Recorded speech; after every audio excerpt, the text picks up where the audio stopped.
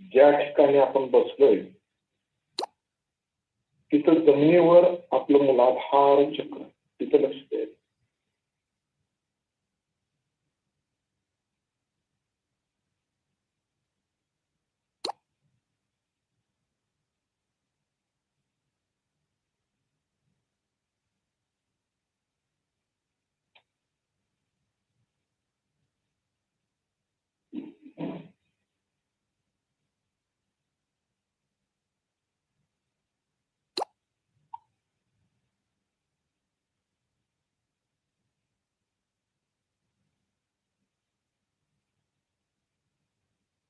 श्री माताजी, कृपा करून आमचे गणेश तत्व जागृत करा.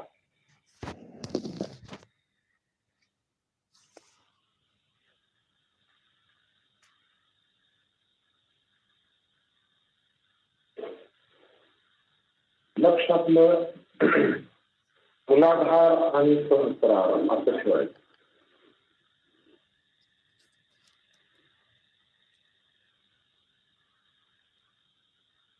आता आपण इथं श्री माताजीने गणेशांच्या बद्दल काय सांगितलंय ते ऐकायचं आहे, परंतु ध्यान आपण करत राहायचंय. लक्ष मूलाधार आणि सहस्रार.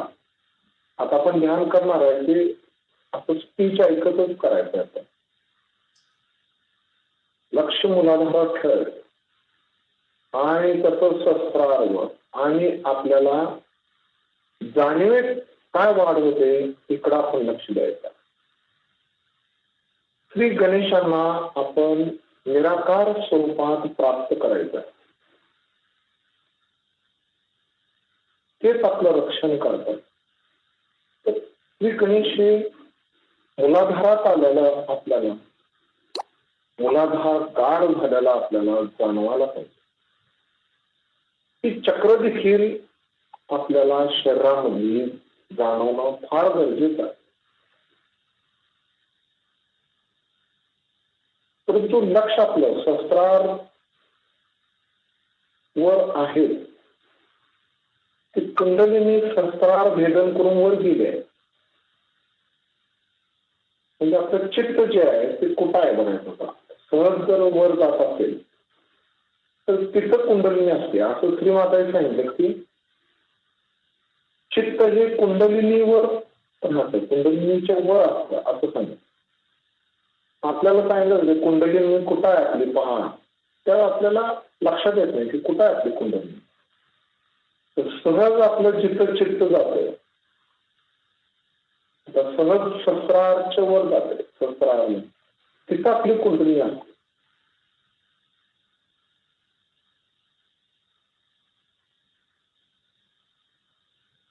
परंतु तसंच आपण लक्ष मूलाधारात ही द्यायचं, दोन्हीकडे लक्ष द्यायचं. मूलाधार सहस्रार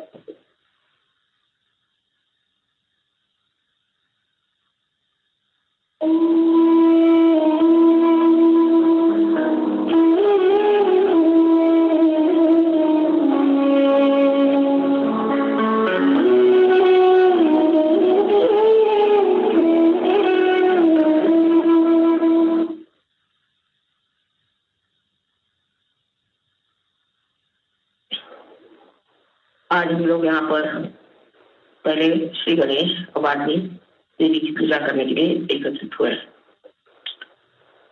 श्री गणेश को इस महाराष्ट्र में विशेषता बहुत माना जाता है क्योंकि यहाँ पर स्वयं अष्टविनायक। अब लोग ये भी कह सकते हैं कि गणेश नाम की कोई चीज नहीं थी, और ये भी कह सकते हैं कि ये स्वयं अष्टविनायक नहीं। लेकिन आप जब आत्म साक्षात्कार को प्राप्त करते हैं, जब आप चैतन्य को प्राप्त करते हैं, तो आप पूछ सकते हैं कि क्या ये स्वयं है, क्या ये वास्तविक पृथ्वी तत्व ने बनाई हुई चीज है। गणेश के अनेक चमत्कार स्वरूप में विशेष करके एक हमारे फोटोग्राफ है, तो आप उन्हें देखेंगे तो आप हैरान हो जाएगा किस तरह से उन्होंने अपने दर्शन दिए हैं। गणेश की जो विशेषता है वो ये है कि वो हर चक्र पे विराजमान। सबसे पहले गणेश की स्थापना की, और गणेश जो है वो पवित्रता को फैलाने के लिए संसार में, कि पहले सारा संसार पवित्र होता है। सबसे बड़ी चीज है पवित्रता। अगर पवित्रता नहीं रहेगी तो कोई सा भी सृजन नहीं हो सकता। अब समझ लीजिए कोई पेड़ है और उसके आसपास का वातावरण दूषित हो जाएगा तो वो पेड़ मर जाएगा। इसी प्रकार इस सारी सृष्टि का जो वातावरण है उसे पूर्णतया शुद्ध करने के लिए ही श्री गणेश की स्थापना की। आजकल के इस वातावरण में लोग समझ नहीं सकते हैं कि पवित्रता चीज क्या है और पवित्रता का अर्थ क्या है। यही गणेश आगे जाकर के आपके आज्ञा चक्र से ईसा मसीह के रूप से प्रकट हुआ। इसलिए ईसा मसीह ने भी सबसे ज्यादा पवित्रता का महत्व है कि आपकी आंखें तक पवित्र होनी चाहिए, क्योंकि आज्ञा चक्र में है आंखों में तक आपकी पवित्रता होनी चाहिए। अगर आपकी आंखों में पवित्रता नहीं है तो फिर आप किसी तरह से भी पवित्र नहीं माने। लेकिन इसका यह मतलब नहीं कि आप अपने को कहें कि हम ये खराबी है हमें वो खराबी। किंतु श्री गणेश को अगर हम मानते हैं, उनकी पूजा करते हैं, तो उनके गुण भी हमारे अंदर आने चाहिए। तो पहला तो उनका गुण है कि पवित्रता। अब इस पवित्रता को हम किस तरह से पा सकते? कहने से नहीं हो सकता। किसी आदमी से कहा जाए तो पवित्र हो जाओ तो नहीं हो सकता। गंगा जल से नहाने से भी मनुष्य पवित्र हुआ नहीं हुआ। तो ये पवित्रता आने के लिए क्या करना है? इसके लिए आपकी कुंडली का पहले जागरण होना चाहिए। जब जागरण हो जाएगा तभी समझ लेना चाहिए कि धीरे धीरे ये जो कुंडली में है ये सब चक्रों को स्वच्छ कर देगी। लेकिन वहां पर भी श्री गणेश ही का कार्य है, क्योंकि ये चैतन्य और वो चैतन्य स्वरूप श्री गणेश आपके हर चक्र को भी साफ करते रहते हैं। और अंत में जाकर के संसार पर भी श्री गणेश आप जानते हैं कि सदाशिव के गुण में बैठे। ये जो भी चीजें हम लोगों को लगती हैं कि पौराणिक है, मैथोलॉजिकल है, ये सब की सत्यता सहयोग आप प्राप्त कर सकते हैं। पहले आपको केवल सत्य को प्राप्त करना चाहिए, एब्सोल्यूट ट्रूथ। उसके बाद आप कोई भी सवाल पूछिए, उसका जवाब सही माने में आपके उंगलियों के ऊपर आ जाए। आप इसे जानेंगे कि सत्य क्या है। किसी भी चीज को कह देने से कि असत्य है, वो चीज असत्य नहीं होती, उसकी खोजबीन करने से। और ये गहरी चीजें हैं और श्री गणेश का तो अत्यंत अत्यंत गहरा है और वो एक चिर बालक है। उनमें जो अबोधिता है, इनोसेंस है, वो एक चिर बालक है, वो बालक स्वरूप है। क्राइस्ट ने कहा है कि if you have to enter into the kingdom of God, you have to become like children। इसका मतलब बच्चों में जो निश्चल स्वभाव होता है वो हमारे अंदर आना चाहिए। लेकिन वो जबरदस्ती करने से या कुछ रोज की अभ्यास करने से नहीं है। अगर आप जबरदस्ती करेंगे तो आपका अहंकार बढ़ जाएगा। अगर आप ये कहेंगे कि हम बड़े पापी हैं, हमने बड़े पाप किए, हम बड़े खराब हैं, तो आपका प्रति अहंकार बढ़ जाएगा। दोनों तरह से ये गलत बात है। तो इसके लिए करना क्या चाहिए? करना ऐसा चाहिए कि अपनी कुंडलिनी का जागरण पहले करें। कुंडलिनी के लिए जागरण से आप दूसरे आयाम में, उससे डायमेंशन में, उससे डायमेंशन में उतरने के साथ धीरे धीरे अंदर से ही ये सच्चिता होती रहेगी। ये अनादिकाल से कुंडलिनी आपके अंदर स्थित है और ये उसी समय का इंतजार कर रही है, उसी के लिए बैठी हुई है कि जिस वक्त आपको ऐसी व्यक्ति मिल जाए जो आपकी कुंडलिनी का जागरण कर सके। क्योंकि ये आपकी माँ है और आपकी अपनी वैयक्तिक माँ है, वो आपके बारे में सब कुछ जानती है।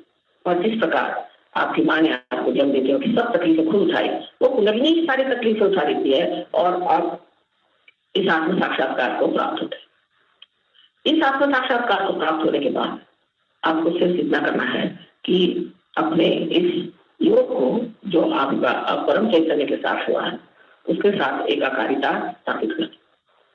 चारों तरफ हम लोग देखते हैं, देखिए कितने सुंदर है, सृष्टि कितनी सुंदर है, पर हम कभी सोचते भी नहीं कि ये कैसी बनी, इसको कौन बनाता है।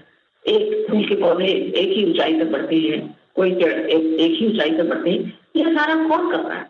इसे आपको पातंजल में अगर आप देखे जाए तो लिखा हुआ है ऋतंभरा प्रज्ञा, इसका नाम ऋतंभरा प्रज्ञा का। लेकिन यही ब्रह्म चैतन्य है, ये परम चैतन्य है जो चारों तरफ फैला हुआ है और जिसके लिए आदि शंकराचार्य ने बताया हुआ है सलीलम सलीलम, ठंडी ठंडी हवा। बाइबल में भी इसको कहा गया। इस प्रकार की कुंडलिनी हमारे अंदर है और वो बिल्कुल व्यवस्थित रूप से इसी के इंतजार में है कि कब आपका पुनर्जन्म। अभी तक अभी बात है इस स्थिति में हम आ गए इंसान बन, इससे कोई ना कोई ऊंची स्थिति जरूर होनी चाहिए। अगर हम सत्य को प्राप्त किए होते तो आज कल के जो झगड़े हैं ये न रहते, हम सब एक मन से, एक विचार से, एक सत्य के साथ जीते। लेकिन ये जो झगड़े हो रहे हैं, इसकी वजह यही है कि हम लोगों ने अभी तक उस केवल सत्य को प्राप्त, और जब तक हम उस सत्य को प्राप्त नहीं करेंगे तब तक उत्क्रांति सीमा ने सिविलाइजेशन की जो चरम सीमा है उसे हमने प्राप्त नहीं किया। उसको प्राप्त किया बगैर हम लोग कभी भी शांति से, सुख से, समाधान से रहेंगे। संसार के जितने भी प्रश्न हैं अधिकतर मनुष्य ने ही खड़े किए। इस मनुष्य के परिवर्तन के लिए श्री गणेश का बहुत कार्य, बड़ी मेहनत करते हैं। इनके गण है, इसे इनको गणपति कहा जाता है, और ये हर समय माँ की सेवा में लगे हैं और हर जगह जहाँ भी जरूरत होती तुरंत दौड़ के जाएंगे और कार्य करते हैं। अब ये सब चीजें ऐसी लगती हैं जैसे कोई स्वर्गीय चीजें हैं और इसका मनुष्य से कोई संबंध, लेकिन इसी दुनिया में हम लोग ईश्वर को स्थापित कर सकते हैं। इसकी महिमा शास्त्रों ने गाई थी, कोई कठिन बात नहीं, और इसके लिए सिर्फ हमें सज्ज होना चाहिए, मन में शुद्ध इच्छा रखनी चाहिए कि हम इसे प्राप्त करें। ये कोई झूठी बातें नहीं, ये कोई ऐसी बातें नहीं है कि जिससे किसी को बुलावा डाला है, किंतु ये बात सत्य है और इसे हमें प्राप्त करना है। हम श्री गणेश को नमस्कार करते हैं, लेकिन ये नहीं सोचते कि श्री गणेश क्या है, हमारे अंदर कहाँ स्थित है, क्या क्या कार्य करते हैं और इनसे हमें क्या क्या प्राप्त करना है। दूसरी चीज जिसे प्राप्त करना है वो है सुबुद्धि, उसे विद्वत कहते हैं। श्री गणेश में इतनी सुबुद्धि और इतना प्रेम है कि वो जानते हैं कि आप लोग गलती कर रहे हैं, तो जानते हैं कि आप में कुछ दोष है, लेकिन छोटे बच्चे जैसे क्षमा कर देते हैं हर एक चीज को। उनको मालूम है किसी से नाराज होना, इसी प्रकार तो आपको बहुत क्षमा, किसी हद तक काफी क्षमा कर देते हैं, पर जब आप हद से गुजर जाते हैं तब फिर जरूर वो नाराज हो जाते हैं। तो उनको सिर्फ मानना, मंदिरों में जाना और उन पर पैसे चढ़ाना, उनको पैसे ऐसे कुछ समझ में नहीं आता। अगर कुछ चाह रहे हैं तो अपने हृदय को चढ़ाना होगा और उस गणेश को अपने हृदय में बिठाना। जब तक वो हमारे हृदय में नहीं आएंगे हमारा जीवन पवित्र नहीं होगा, और उस पवित्रता के कारण जो हमें आशीर्वाद मिले हैं वो नहीं। इसके अलावा उनमें ये भी शक्ति है कि वो दुष्टों का संहार कर सकते हैं। अगर कोई आपको तंग करे, तकलीफ दे, तो वो आपके आसपास लगे रहते हैं। बड़े चमत्कार का जो भी हुआ, अनेक लोगों ने देखा है कि उनके न जाने कितने ही प्रश्न थे वो एकदम से हल हो गए। वो श्री गणेश वो इस तरह से काम करते हैं कि समझ ही नहीं आता किस तरह से काम हो गए और उसमें कोई भी त्रुटि नहीं है। इतने बड़े श्री गणेश का हमारे साथ है तो फिर हमें डरने की कौन सी बात है, फिर हमें घबराने की कौन सी बात है। सिर्फ हमें गणेश को वर्ण करना है और अपने अंदर उन्हें स्थापित करना है। ये चीज कितना भी समझाने से नहीं होगी, ये तो जब आप महसूस करेंगे इसको, उसके बारे में जब बोध होगा आपको, तब आप समझेंगे कि श्री गणेश कितने महत्वपूर्ण।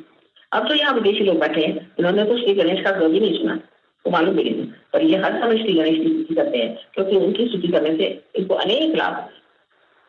और आप लोग भी यहाँ जो लोग आए हैं सब आप आत्म साक्षात्कार को प्राप्त हो और श्री गणेश को रख हो, इसकी आज पूजा होने वाली है।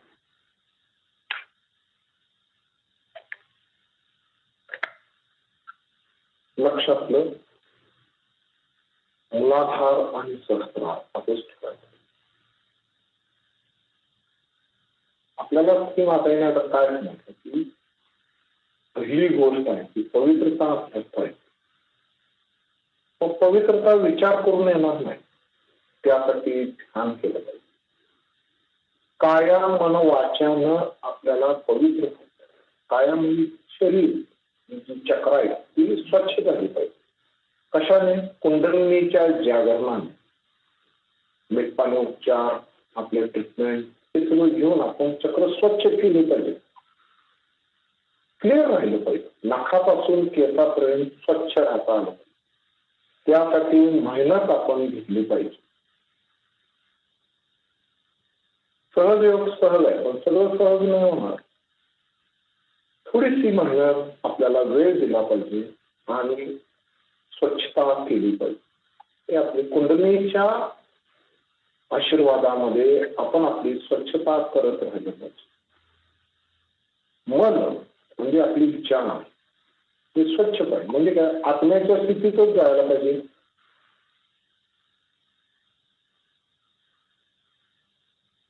वाचा म्हणजे आपण विनाकारण काही वेळा काही बोलतो,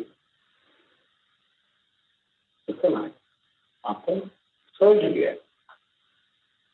आपलं बोलणं देखील असं पाहिजे की त्यातनं पवित्रता आपल्याला दिसली पाहिजे आणि नजर देखील आपली पवित्र पाहिजे. हे सगळं होणार आहे कुंडलिनीच्या आशीर्वादाकडे. हे ध्यान आपण वाढवलं पाहिजे.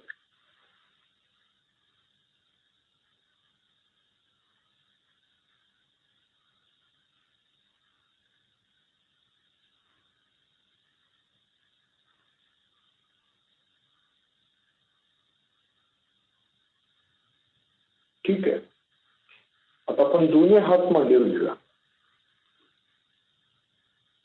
लक्ष आपलं सहस्त्रारवरच दे.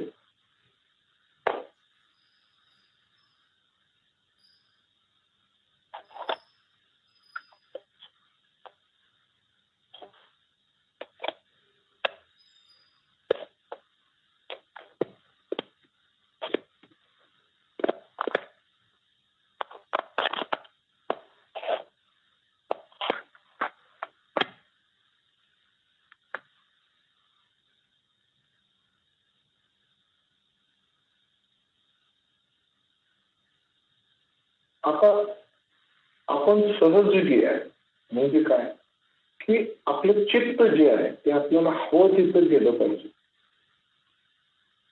पण यासाठी आपण आत्म्याच्या स्थितीत येणं फार गरजेचं आहे. आता हे लक्षात येत नाही आपलं की आत्मा म्हणजे काय, तर हे कसं करायचं, काय करायचं, हे बऱ्याच वेळा आपल्या लक्षात येत नाही. त्याचा संबंध डायरेक्ट आपल्या चित्ताशी आहे. कारण जोपर्यंत आपण आत्मा होत नाही तोपर्यंत आपलं चित्त आहे ते आपल्या हातात येत नाही. हे आपलं चित्त एक आपलं इन्स्ट्रुमेंट आहे. जसं की एखादा कलाकार ब्रशनं आपली चित्र बनवतो तसं हे सहज चित्त हे त्याचं इन्स्ट्रुमेंट आहे, हे त्याच्या हातात पाहिजे. पण त्यासाठी स्थिती आत्म्याची पाहिजे.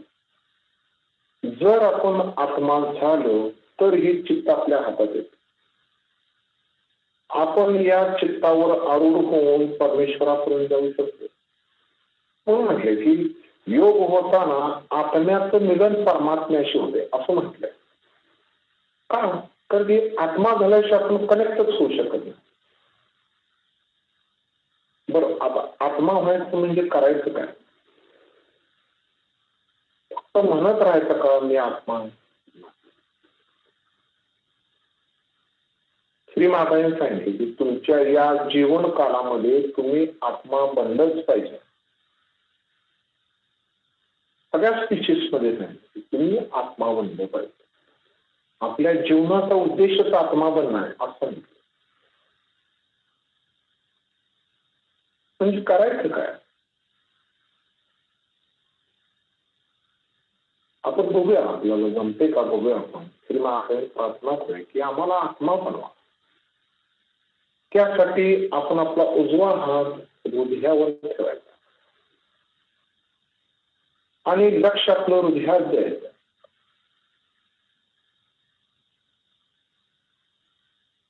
थोडस श्वासावर श्वास घेतोय सोडतोय शिस्तात.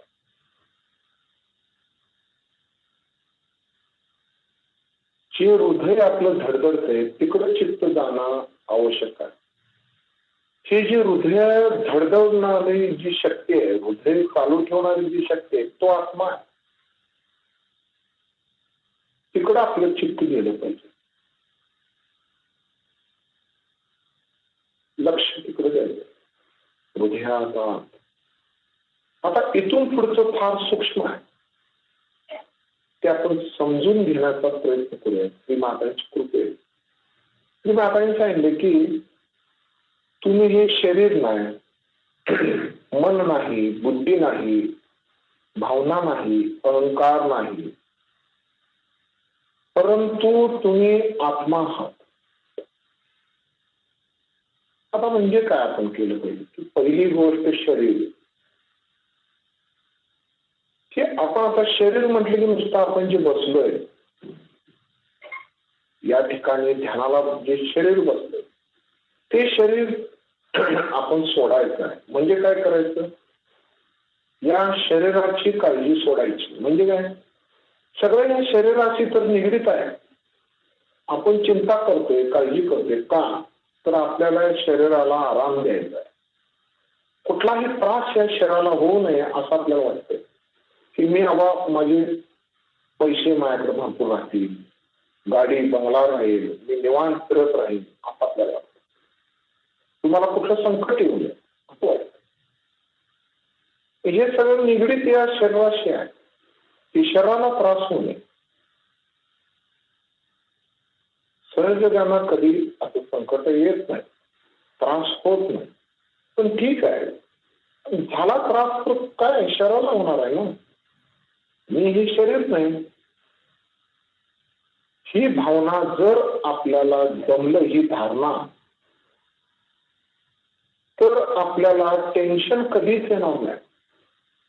काय होणार आहे, फार फार तर शरीर जरा कष्टात राहील ना, 4 पैसे कमी राहिले तर शरीर कष्टात राहील.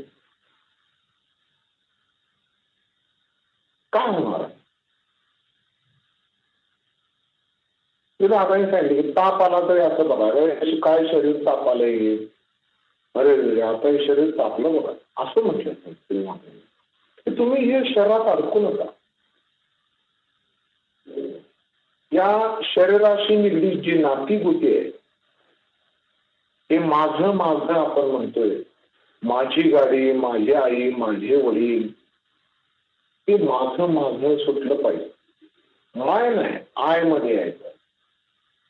आता सांगते तुम्ही माय माय म्हणू नका, आय म्हणा. आय म्हणजे कोण? तो स्पिरिट, आत्मा. ज्यावेळी आपण माझं म्हणतोय त्यावेळी आपण आत्मा नसतो. त्यामुळे हे सगळं डोक्यात काढायचं आपण. आता या शरीराची चिंता सोडायची, हृदयात आत लक्ष द्यायचं, तो मी आत्मा आहे. आणि आपले टाळूतून तर चैतन्य वर चाललंय, कुंडलीने भेदन केले. आणि जसं आपण लक्ष या हृदयात देतो तसं ती आपली जाणीव वाढत जाते. अजून मधून लक्ष आपलं टाळूकडे द्यायचं. सहस्रारचे वर मी आहे का, ही स्थिती आहे. कुंडली वर आहे का, चित्त वर जातं लगेच. परत लक्ष हृदयात आणायचं. म्हणजे असं आहे की आत्मा झालं की आपण सहस्रारच्या वरच राहतोय. तर आपण खरं तर सहस्रारच्या वरच आहे, परंतु आपल्या अटॅचमेंट्समुळे त्या कुंडलिनीला आपण खाली स्थितीत असतो. त्यामुळे आपण शरीरात येतो. सर्व काही आपण श्रीमातांच्या सोपवायचं, चैतन्यावर सोपवून टाकायचं. आता हे शरीर आपण विसरून जायचं. अरे ध्यानापुरतं नाही आहे, तर ठीक आहे ध्यानापुरतं मी विसरलो असं नाही. सहज जगाचा तो ॲटिट्यूड किंवा वागण्याची पद्धत कशी पाहिजे की तो कशालाही घाबरत नाही, कशालाही घाबरत नाही तो,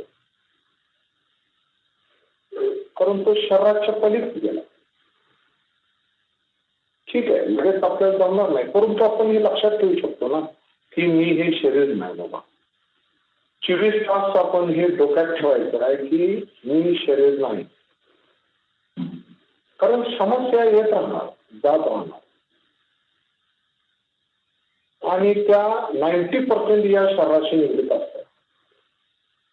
डोळे आपण उघडलो की शरीराच्या कक्षेत येतो. ठीक आहे, आता म्हणायचं मी हे शरीर नाही, शरीराची स्थिती सोडून द्यायची. जर आता ध्यान करताना दुखत असेल पाय वगैरे तर दुखू दे ना, त्यामुळे काय आपल्याला होत नाही, तिकडे लक्ष द्यायचं नाही, सोडून द्यायचं. आता फक्त लक्ष हृदयात द्यायचं.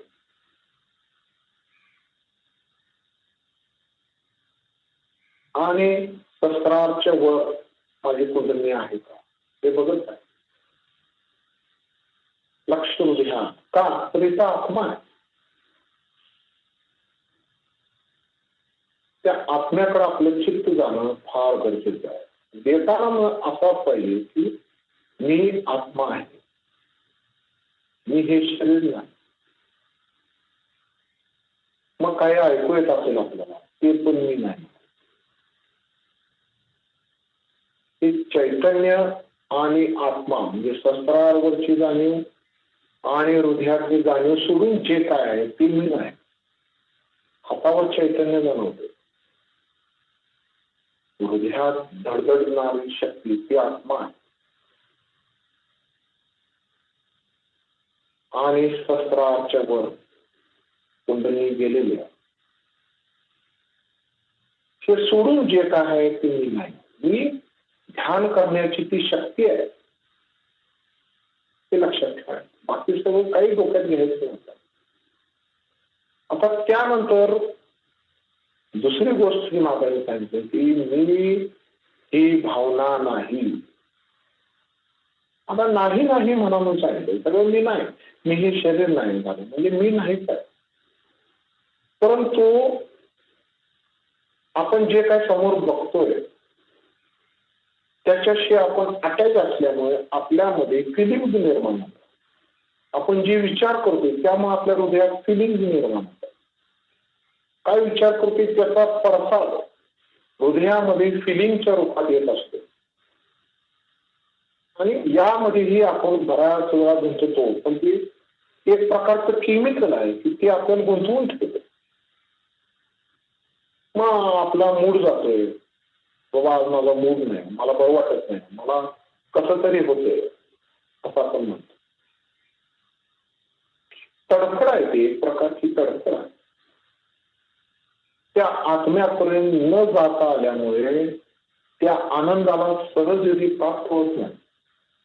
काय ह्या तडफडीत आहे आपण, या भावनेत ह्या फिलिंग मध्ये आपण त्या फिलिंग आहेत त्या आपण हृदयामध्ये आता श्री मातांची चरण घ्यायची आणि त्या चरणावरती हे सगळं आपण समर्पित करायच्या भावना आपल्या. श्री मातांनी सांगितले की तुम्ही भावनिक होऊ नका, कर्तव्य करा. परंतु आपण प्रत्येक गोष्टीत भावनिक होतो आणि मग आपले निर्णय चुकतात. म्हणून आपण ह्या ज्या फिलिंग आहेत श्री मातांनी सांगितले की माझ्या चरणावर त्या समर्पित का. काय मला आपल्याला असं वाटतं की भावनिक फोन केलं तर सेन्सिटिव्हली काम होईल, चांगलं होईल असं वाटतं. परंतु तसं नाही आहे. आपल्याला शेवटी ते अर्थाच आहे ना, आत्म्यापर्यंत आपला उद्देश काय, परमात्म्याकडे जाणं हा उद्देश आहे. याच्यात मध्ये आपण काही नको आहे आपल्याला, ते काही असो. त्यामुळे त्याचा त्याग आपण करायचा आहे आणि ते एनलाइटन भावना पाहिजेत असं सांगितलं. प्रकाशित भावना पाहिजेत तुमच्या चरणावर. आपण सोपवलं त्या फिलिंग आहेत ना, त्या चरणावर सोपवायच्या. हृदयात श्री मातांची चरण घ्यायची आणि ते सोपवून टाकायचं. आता तिकडे लक्ष द्यायचं नाही. मी हे भावना नाही असं म्हणा.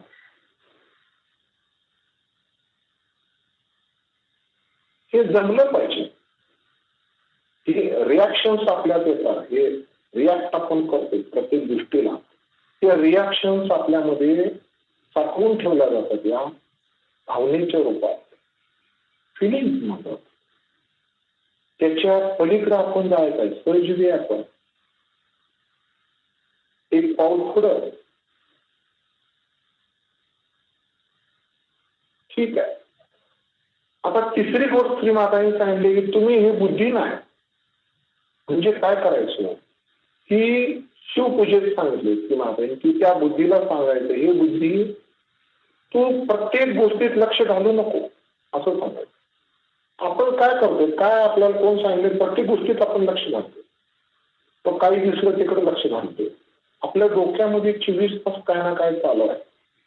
ते डोकं आपलं, आपण मेंदू आहे, तो मेंदूच काय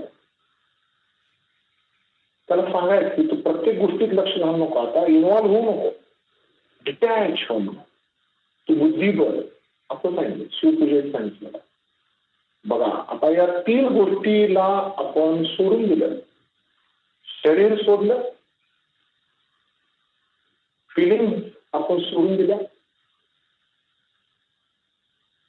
आणि आपली बुद्धी ही आपण फक्त बुद्धी बनवून त्याचा आता आपण कुठेही लक्ष घालत नाही, वाव होत नाही.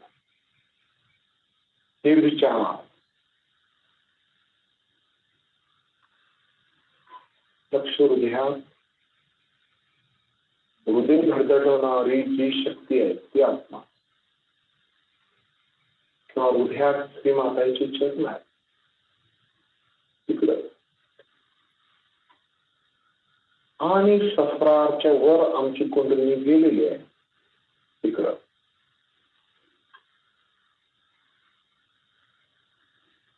सहज आपल्याला या आत्म्याच्या स्थितीत राहता आलं पाहिजे.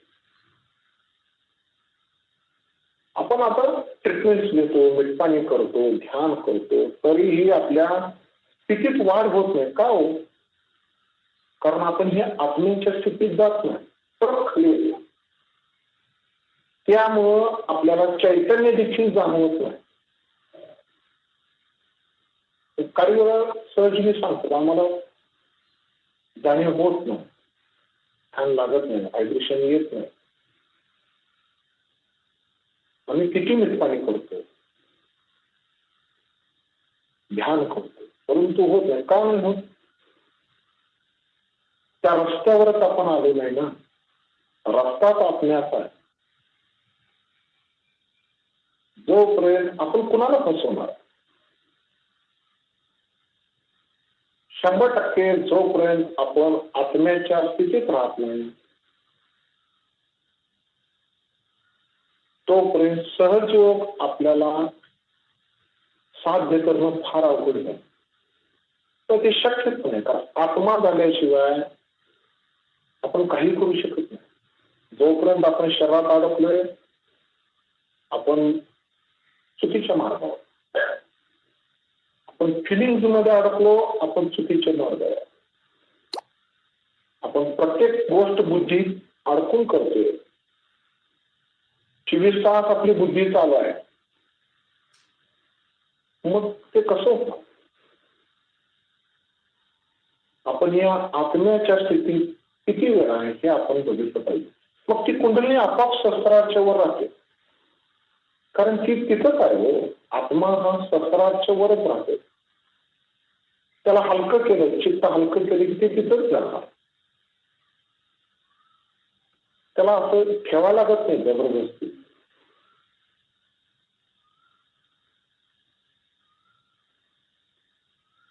ठीक आहे, आता दोन्ही हात मांडी घेऊया. लक्ष आता आपण सहस्रारच्या वर घेऊया. आधी सहस्रारची जाणीव घ्यायची की सहस्रार कुठे पाहायचं. काही वेळा आपण ध्यान करत असताना आज्ञाचक्रातच असतो, असं होऊन नये. म्हणून पहिला सांगितलं जाते आपल्याला की सहस्रार कुठे आहे बघा, आणि तिथनं मग आकाश असं जायचं. लक्ष सहस्रार आणि आकाश म्हणजे आपण आज्ञाचक्रात येत नाही.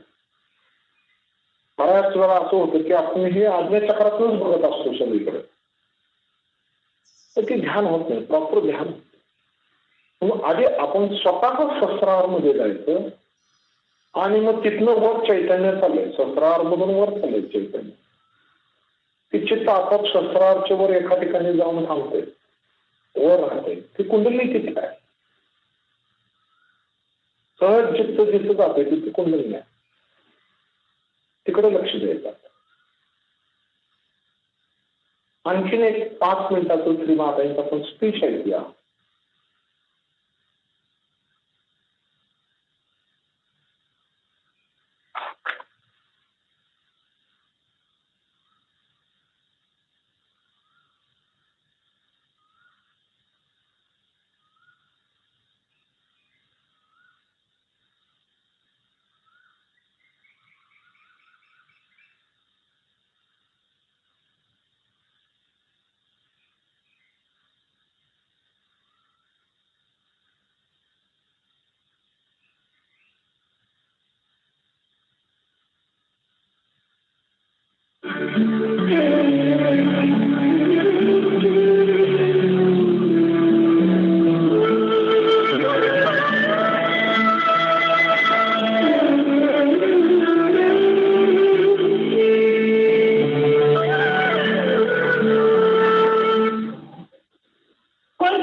आप जान नहीं सकते जब तक आपने अपनी आत्मा की अनुभूति नहीं ली, माने जब तक आपका कोई संबंध नहीं है। आत्मा से संबंध होना सहयोग से बहुत आसानी से व्यतीत होता है। किसी किसी वक्त थोड़ी देर के लिए होता है, किसी के लिए हमेशा के लिए हो जाती है।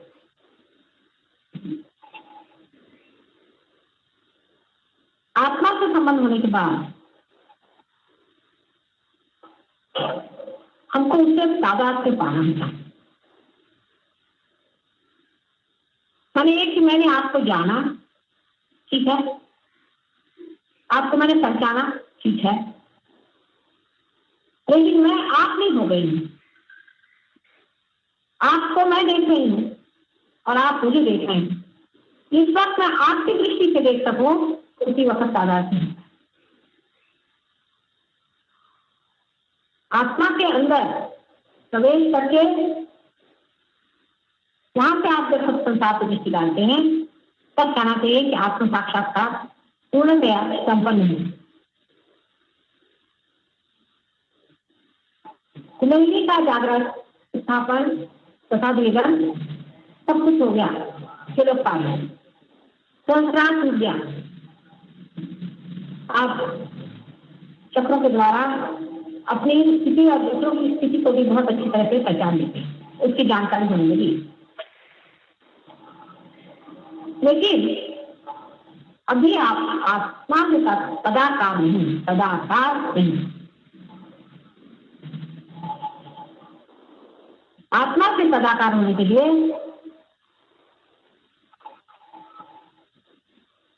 सबसे पहले मैं नहीं ऐसा मानना चाहिए, वो ही वो है, तू ही पहले आत्मा को मानना चाहिए कि तू ही है, मैं नहीं हूं। कबीरदास ने बहुत अच्छे से कहा है कि जब भुनकने वाला भुनकता है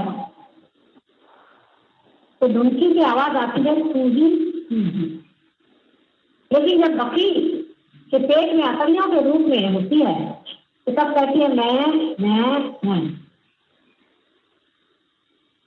फिर बकरी के अतरियों से निकल के उसकी अच्छी पिटाई होती, सफाई होती, काली जाती, खींची जाती, सुखाई जाती, और जब उसे फिर भुनकने पे लगाते हैं तो हर समय कहती तू।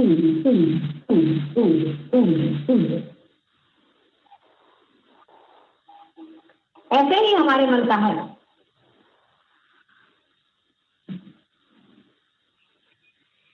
मन को खूब अच्छे से देखना चाहिए। देखो तो भला ये मन ये कैसा है, कहाँ भटकाते रहता हमको, कहाँ भटकाते रहा। व्यक्ति चीजों में हमारा चित्त कहाँ जाता है, कभी इसको देखते हैं, कभी इसको देखते हैं, कभी इस चीज को देखते हैं, कभी इस चीज को देखते हैं।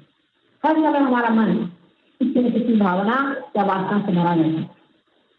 अब उसमें प्रकाश हो गया, हम देखते हैं इससे वासना है, भावना है, लेकिन तो भी हम इस गंदी चीज को अपने साथ नहीं चले जाए, इसको भुनाना है। भावना से क्या नहीं है, भुनक नहीं। उसको अब देखें, उसके प्रकाश को प्रज्वलित करें। हे मन देखो, तुम तो परमेश्वर का मंदिर हो ना। परमेश्वर के मंदिर में ऐसी गंदी भावना क्यों आई है, इसको तुम बाहर ही रखो। कौन पूछे? पहले सभी लोग ऐसे लिखते थे, मन समझ हे मन, दुनिया भर की चीजों के लिए तुम दौड़ते हो, तुम परमात्मा के लिए कब दौड़ोगे, परमात्मा को अपने अंदर कब बताओगे। तुम्हें ये चिंता रहती है कि मेरे बेटे का क्या होगा, मेरी माँ का क्या होगा, मेरे बाप का क्या होगा। अरे मन, ये तेरे कहाँ गए थे, ये कोई तेरे हुए हैं, ये कभी नहीं होगा। ये कोई तेरे अपने हैं, उनके लिए क्या तो हर बार इस तरह से परेशान होते रहे। अपने मन से बात करें। धीरे धीरे इस तरह से मन की सफाई होते होते आत्मा का प्रकाश उसमें प्लावित होने लगेगा। उस प्रकाश के आपके आनंद की लहरियां बहने शुरू। धीरे धीरे आपसे जन्म में लाने वाली जितनी भी चीजें हैं धीरे धीरे घटती जाए। और आप अपने आत्मा में लीन होते जाएंगे। And how we can start feel.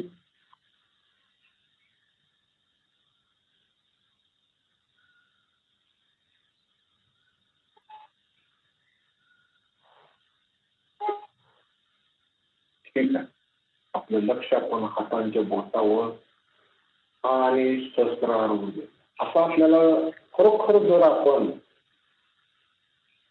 मन, बुद्धी, शरीर, भावना, अहंकार यांच्या पलीकडे गेलो असेल, बुद्धी शांत झाली असेल, डोक्यात आपल्या काही नाही, डोकं मोकळं केलं असेल, आपण कुठल्याही भावनांना आपण अटॅच नसू, शरीराशी आपला कुठलाही संबंध नसेल, मनात आपण काही ऐकत नसू, मनाच्या पलीकडे गेलं पाहिजे. माइंड काय सांगते त्याचं ऐकायच नाही. आणि त्या शांतीमध्ये आपण असू, आत्म्याच्या स्थितीत असू, तर अतिशय थंड जे शिवाचे व्हायब्रेशन आपल्याला जाणवते, फार थंड असे एकदम आईस हातात ठेवल्यासारखं. शिव हे शिवतत्व आहे, महादेव, सदाशिव, ते तत्व अतिशय थंड व्हायब्रेशन असे आपल्याला हातावर जाणवते. चेंज होते, व्हायब्रेशन नाही, चेंज झाला. या स्थितीत आपल्याला राहता आलं पाहिजे की मनाचं काही ऐकायचं नाही. आपल्याला मन, बुद्धी काय पण सांगते त्याचं ऐकायचं नाही. आपण स्पॉन्टेनियस आत्म्याच्या स्थितीत कार्य करायचं. म्हणून श्रीकृष्णाने सांगितलं ना अर्जुनाला की तू आत्मा आहेस. हे सगळं बाकीच्या डोक्याचं काय, तेच आपल्याला श्रीमाता सांगतो.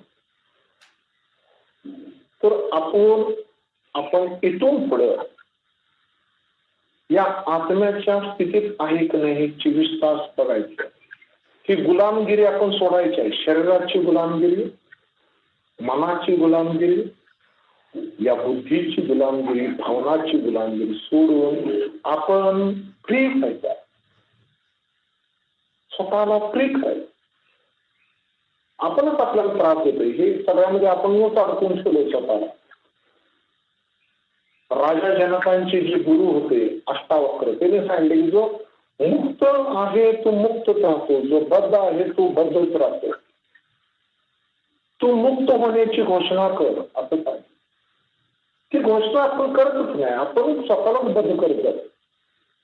आपण ती घोषणा करायची आहे की मी मुक्त आहे, हे फ्री आहे, मी आत्मा आहे. माझा हे काही कुठल्या गोष्टीत काही संबंध नाही, कशाशी आपला काही संबंध नाही. परंतु आपण शुद्ध होत जायचं. आत्मा म्हणजे आपण परत भिरकटायच नाही. अहो मी आत्मा आहे, काही केलं चालतंय असं नाही. शुद्ध होत जायचं, शुद्धात्मा व्हायचं, आपल्याला फ्री व्हायचं आहे. परंतु परमेश्वराकडे जाण्यासाठी त्या मार्गावर जायचं. हा मार्ग आहे.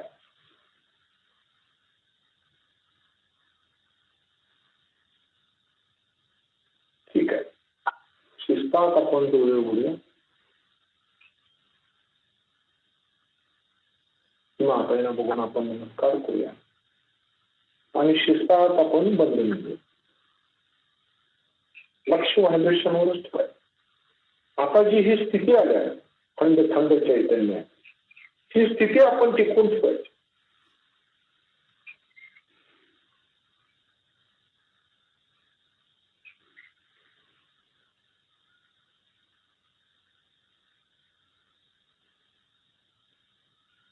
लक्ष व्हायब्रेशनवर देत आपण गाठ मार.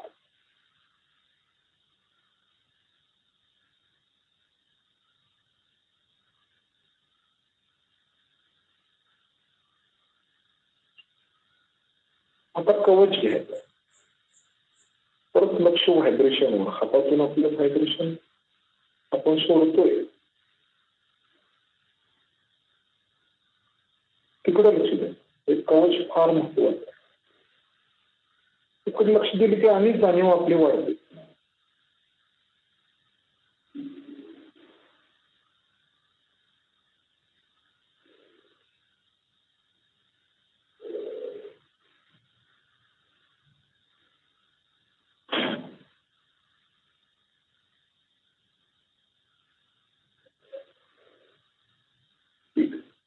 यश माता